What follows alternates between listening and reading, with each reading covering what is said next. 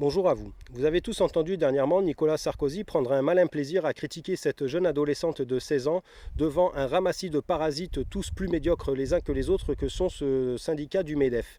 Syndicat patronal qui, je vous le rappelle, sont des traîtres à la France puisque à la fin de la Deuxième Guerre mondiale, quand il a fallu reconstruire notre pays, ils ont dénigré les ouvriers de France en disant qu'ils ne voulaient pas faire les basses besognes. Or, c'est totalement faux.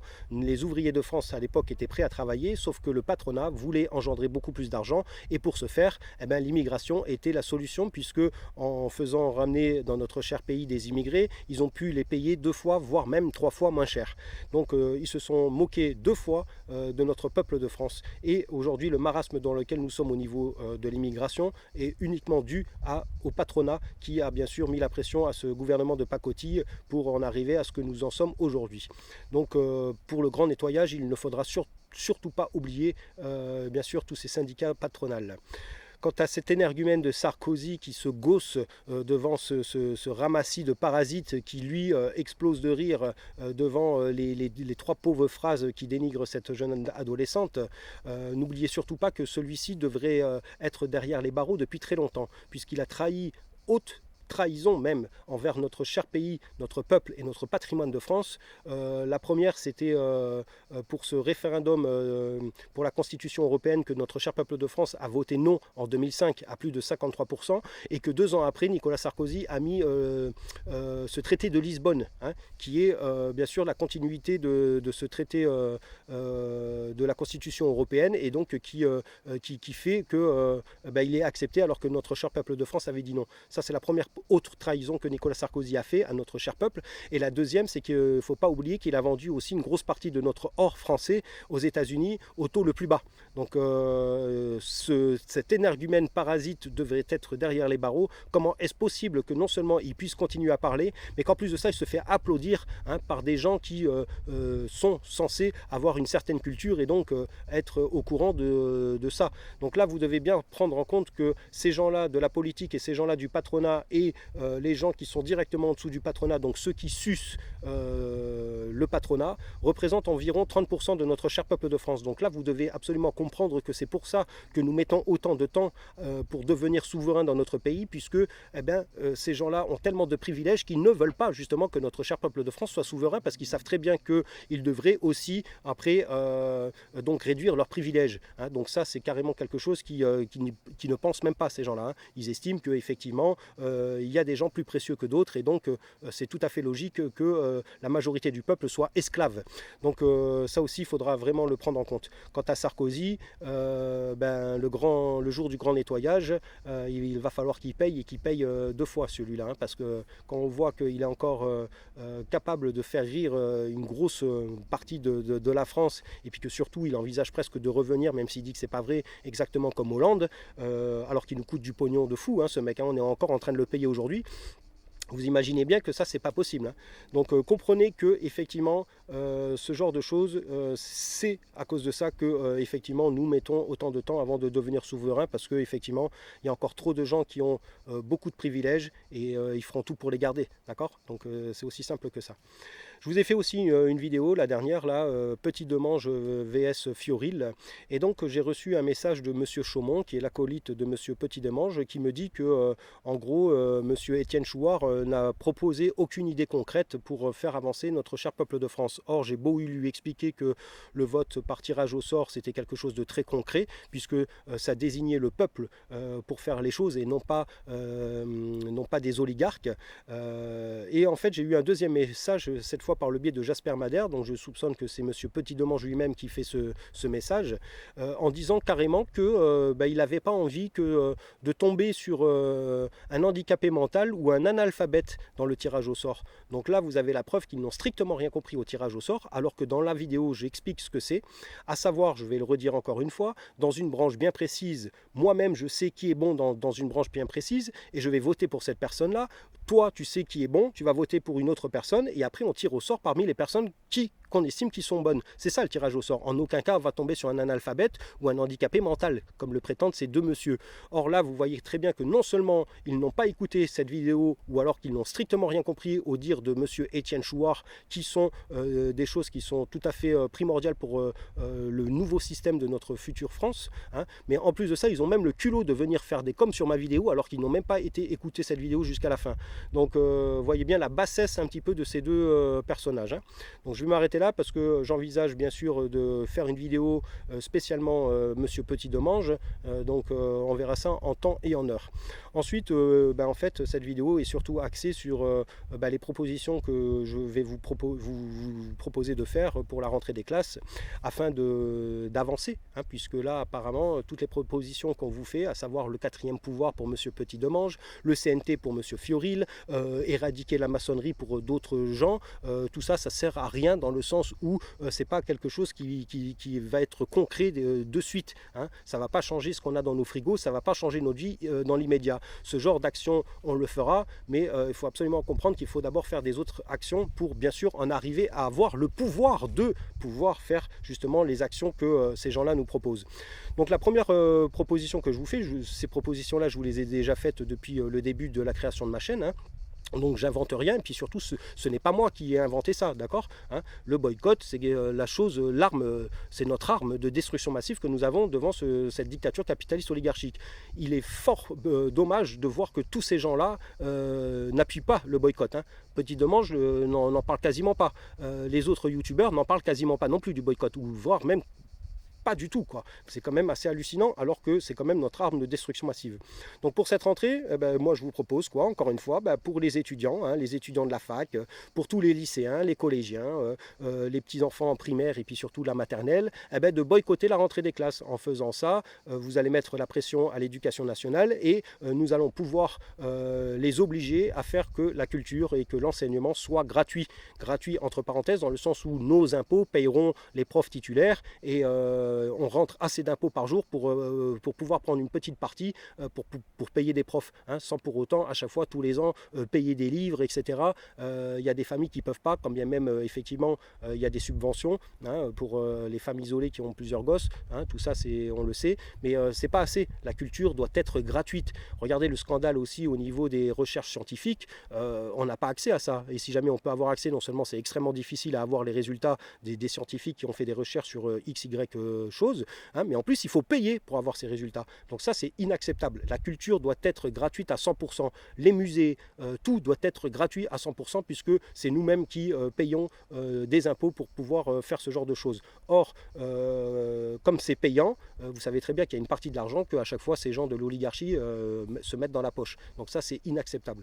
Donc en boycottant la rentrée des classes, on met la pression à ce gouvernement et puis à cette éducation nationale en leur disant que c'est le peuple lui-même qui veut choisir le programme. C'est pas à ces gens-là à choisir ce que l'on doit apprendre à nos enfants, et encore moins un programme d'éducation sexuelle. Hein. Ça, moi j'ai pas d'enfants, mais je vous prie de me croire que si j'en avais, du jour au lendemain je les mettrais plus en classe. Hein. Ça c'est clair comme de l'eau de roche. Donc après vous faites ce que vous voulez, hein, c'est vous les parents, mais en tout cas voilà, en boycottant ça, non seulement on arriverait à avoir de la culture gratuite, hein, et puis surtout à nous-mêmes avoir notre mot à dire quant au programme que l'on donne à nos enfants. Donc ça c'est une première chose. La deuxième chose, j'en avais aussi déjà parlé dans mes vidéos, surtout au tout début, c'était de boycotter l'achat des voitures neuves, puisque vous êtes entre 150 000 et 160 000 personnes par mois à acheter des voitures neuves. Donc si jamais vous boycottez ça, les 150 ou 160 000 personnes que vous êtes, non seulement on va pouvoir mettre la pression aux constructeurs en leur disant qu'il faut absolument qu'ils nous appuient pour que ce gouvernement de pacotille arrête de mettre des choses qui sont carrément obsolètes dans le code de la route, alors que quasiment tout le code de la route est obsolète, hein. Mais en plus de ça, mettre aussi la pression à ces constructeurs pour qu'eux-mêmes prennent en compte les réparations qu'il y a à faire pour les premières années de l'achat d'un véhicule, surtout en ce qui concerne la pollution. En quel honneur nous devons être responsables, nous, de la pollution d'un véhicule que nous venons d'acheter, hein, qui a moins de 5 ans? C'est carrément immoral ça, d'accord? Donc en boycottant les véhicules une fois par mois, et pourquoi pas pour le faire en septembre, alors que vous savez pertinemment qu'en septembre, le peuple de France a des actions très chargées à mettre en place, hein, entre les routiers, entre les agriculteurs, entre les ouvriers, entre tout le monde, hein, le peuple de France va s'unir au mois de septembre pour essayer de mettre la pression à ce gouvernement de pacotille afin de le dégager, certes, hein, mais surtout déjà de le faire plier sur les revendications du peuple de France, parce que c'est à lui d'être souverain. En faisant ce genre d'action, c'est concret, quoi, je veux dire, et d'un mois à l'autre, on voit un résultat directement, hein, alors que le CNT, il faut quand même mettre un certain temps avant de le mettre en place. Le quatrième pouvoir, il faut aussi un certain temps avant de le mettre en place. Éradiquer les francs-maçons, pourquoi vous voulez éradiquer tous les francs-maçons? C'est pas 100% des francs-maçons sont des véroles, hein. Les plus hauts gradés des francs-maçons, certes, mais il y a des petits francs-maçons comme vous et moi. Moi, je ne serai jamais franc-maçon de quoi que ce soit, parce que jamais je ne ferai partie d'une secte. Moi, je suis anarchiste, donc anarchiste, c'est pas faire partie d'un groupe, hein. Anarchiste, c'est absence de hiérarchie, c'est-à-dire j'ai pas de chef et je suis chef de personne, voilà, d'accord. Donc je pourrais jamais faire partie de ce genre de truc, mais en tout cas, il y a des gens comme moi qui en font partie, et c'est des gens tout à fait normaux. Alors après qu'ils aient le besoin de faire partie d'un groupe pour se sentir un petit peu plus vivant, je peux le concevoir tout à fait, mais en aucun cas 100% des francs-maçons sont des véroles. Donc là aussi, quand bien même on les éradique, ça changera quoi pour le peuple de France? Je veux dire, il aura toujours rien à bouffer dans son frigo à partir du 15 du mois, quoi. Donc c'est pas des choses qui sont concrètes. Alors que là, boycotter les achats des véhicules, c'est quelque chose de concret. Boycotter la rentrée des classes, c'est aussi quelque chose de concret. Une troisième chose qui est de l'utopie pur et dur, hein, boycotter le football, hein. Vous êtes des millions à être des fans de football, alors que c'est un sport qui engendre du capitalisme. C'est un des sports qui engendre le plus de capitalisme au monde quand même. Donc il faut quand même commencer à réfléchir un peu et puis être discipliné. Ça vous fait quoi de boycotter le football pendant un mois, 2 mois ou même pendant toute une saison en entière? Vous pensez que vous allez perdre de la culture de ne pas savoir qu'est-ce qui s'est passé pendant une saison de foot, les gens? Ou quoi? Ouais, vous êtes même prêt à faire des crédits pour avoir votre abonnement, mais putain, mais vous réfléchissez un petit peu ou quoi? C'est quand même incroyable, mais vrai, de ne pas être discipliné comme ça dans notre pays, alors qu'on sait très bien qu'on est gouverné par une dictature capitaliste oligarchique. Moi, c'est des choses qui me dépassent. Donc là, également, si vous boycottez le football, vous allez voir un impact, mais d'un mois à un autre, quoi. D'un mois à l'autre, vous allez voir l'impact direct. Donc, qu'est-ce que vous attendez pour faire ça, hein, à part le fait de croire que vous allez perdre une culture footballistique? Non, mais c'est n'importe quoi de penser ce genre de truc. Donc là, vous voyez bien que c'est le manque total de discipline de notre cher peuple de France qui fait qu'en plus, on prend encore du retard, hein, d'accord. Allez, une quatrième chose que je vous avais déjà proposé de faire, et ça, je ne suis pas le seul non plus, hein, ça ne sort pas de moi, bien sûr. Nutella, vous attendez quoi pour réellement boycotter cette marque de merde? On va voir les résultats en 2019. N'oubliez pas qu'en 2018, on était toujours le plus gros consommateur de Nutella en Europe. Hein, d'accord? Donc c'est quand même quelque chose qui est immonde dans notre pays, en sachant que depuis novembre dernier, depuis novembre 2018, on aurait dû arrêter la consommation de cette merde du jour au lendemain, hein. Donc 2018, les chiffres sont encore que la France est le plus gros consommateur de Nutella en Europe. On va avoir bientôt les chiffres en 2019. Si jamais c'est le cas, je vous prie de me croire que là, je vais dénigrer le peuple de France, hein. Moi, j'en ai rien à foutre, hein. D'accord? Si vous n'êtes pas capable d'être discipliné sur ce petit genre d'actions qui montreront un impact direct, c'est qu'on ne fera rien dans notre pays, hein. On fera rien. On peut tout arrêter, hein. Vous pouvez tous remballer les gilets jaunes et retourner dans vos chaumières, les gens, hein. D'accord? Si vous n'êtes pas capable de faire ce genre de petite action, on est capable de rien, d'accord? Pensez-y. Donc Nutella, Coca-Cola, McDonald's, les gens, putain, McDonald's, vous savez pas que c'est que de la merde qu'ils vendent, c'est que de la merde. Regardez encore les choses qu'on vous dénonce, quoi, hein. Dans les steaks hachés de McDonald's, il n'y a presque pas une once de viande, mais vous imaginez, le poulet c'est pareil, c'est que de la peau, c'est que des os, des plumes, il n'y a pas une once de viande de poulet, quoi. Est-ce que vous réfléchissez à ça, hein? Après, c'est vrai qu'on comprend que hein, ils ont des stratégies pour nous prendre pour des cons, pour nous faire manger, mais là aussi, un petit peu de discipline, déjà, mettez pas les pieds dans un McDonald's, ok? Maintenant, il faut savoir un truc, c'est que quand vous rentrez dans ce genre de saloperie, il y a des odeurs qui font que vous avez envie de bouffer. Eh ben maintenant, vous le savez, ne rentrez pas là-dedans, tout simplement, quoi. C'est pas dur, quoi, je veux dire. Et là aussi, d'un mois à un autre, si le peuple de France arrête de bouffer McDonald's, vous allez voir l'impact. À la place que ce genre de fast-food honteux, là, et pignon sur rue dans nos France, eh ben ça sera des Français comme nous qui reprendront les murs pour faire du vrai sandwich français quand même, non? Bon, vous voyez que tout ça, c'est des choses très très simples à mettre en place et ça aurait un impact de suite comparé à d'autres choses que certains essayent de vous dire de faire, hein, et qui dureraient pendant des années et des années avant de remettre en place. Voilà, je m'arrête là parce que après je vais continuer à m'énerver et puis c'est pas du tout le but de cette vidéo. Donc un petit peu de discipline, voilà ce que je vous demande, un petit peu de discipline et surtout pensez que cela ne vous coûte rien de faire ce genre d'action. Et au contraire, ça montrera que nous sommes disciplinés et que nous sommes un peuple uni et que nous pouvons éradiquer n'importe qui puisque encore une fois le boycott qui n'est pas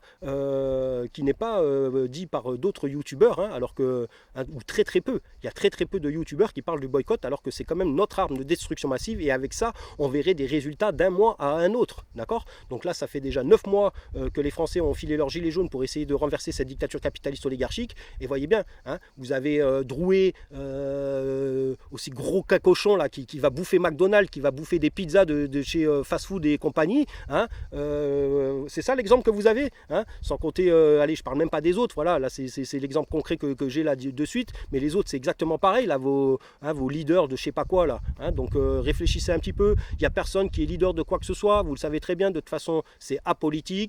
Il n'y a pas de leader, c'est anarchiste, d'accord? On est tous des chefs là-dedans, ok? Et ne suivez pas des gens qui continuent à consommer le capitalisme. Ça, c'est des gens qui se foutent de votre gueule. Donc soyez disciplinés un petit peu sur tous les sujets et vous allez voir que là, on va avancer. Donc j'espère que pour le mois de septembre, le 9e mois de l'année, nous allons faire des actions concrètes et puis que nous allons réellement montrer à tous ces guignols et notamment à ce Sarkozy là qui se pavane encore là, hein, comme si c'était je sais pas quoi là, devant notre peuple de France, comme si de rien n'était alors qu'il devrait déjà être derrière les barreaux. Donc pensez à tout ça et j'espère que ce mois de septembre, la discipline va être montrée dans notre cher peuple de France. Sur ce, portez-vous bien et à très bientôt.